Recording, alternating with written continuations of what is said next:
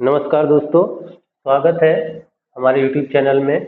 आज का हमारा टॉपिक है भारत में नदी तंत्र। भारत के नदी तंत्र को मुख्य रूप से दो भागों में बांटा जाता है।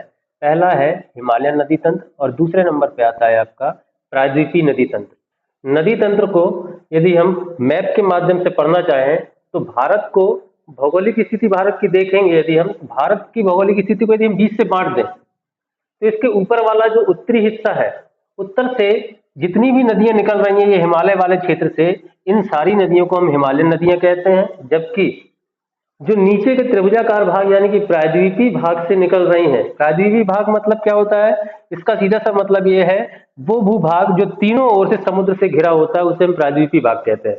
प्रायद्वीपीय भाग से जितनी भी नदियां निकल रही हैं इन सभी को हम प्रायद्वीपीय नदियों के नाम से जानते हैं। अब है हिमालयन नदियां।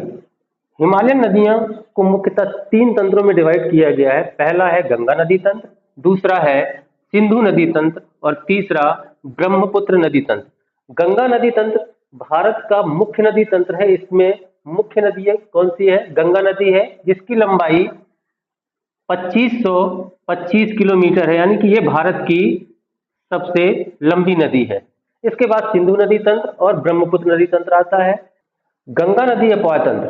गंगा नदी अपवाय तंत्र में मुख्य रूप से कौन सी नदियां आती हैं? गंगा नदी, रामगंगा, गोमती, सोन, यमुना, घाघरा, घाघरा जिसको सरयू और शारदा नदी के नाम से भी जाना जाता है, गंडक, गंडक को शालिग्राम और नारायणी नदियों के नाम से भी जाना जाता है। इसके बाद है बेतवा और कोसी। ये गंगा नदी अपवाय तंत्र की प्रमुख नदियां हैं।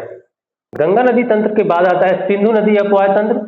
सिंधु नदी अपवाय तंत्र में मुख्य रूप से सिंधु, सतलज, रावी, चिनाब, व्यास, झेलम, ये कुल 6 नदियां आती हैं। इन 6 नदियों को हम एक ट्रिक के माध्यम से भी पढ़ सकते हैं। इसकी शॉर्ट ट्रिक है सराब और चिलम। दो शब्द आपको दिख रहे हैं, पहला है सराब और दूसरा है चिलम। इन दोनों के बीच का जो जोड़ने वाला शब्द और है, इसको हम क्या करेंगे? हटा देंगे।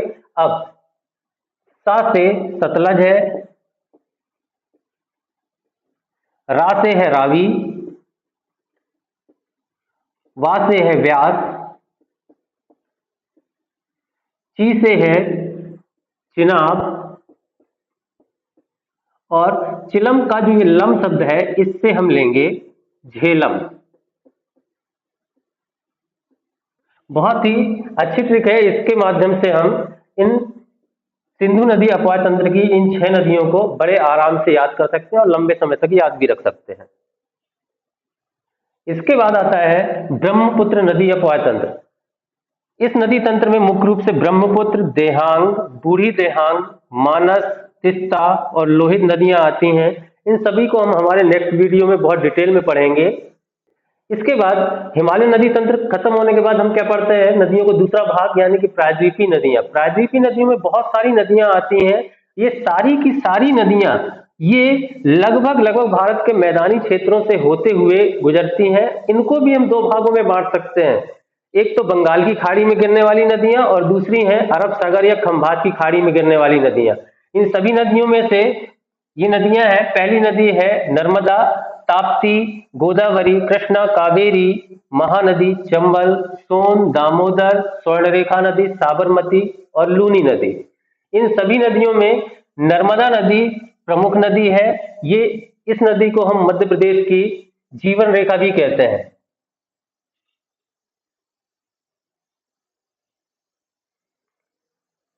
इसी के साथ आज की वीडियो में इतना ही।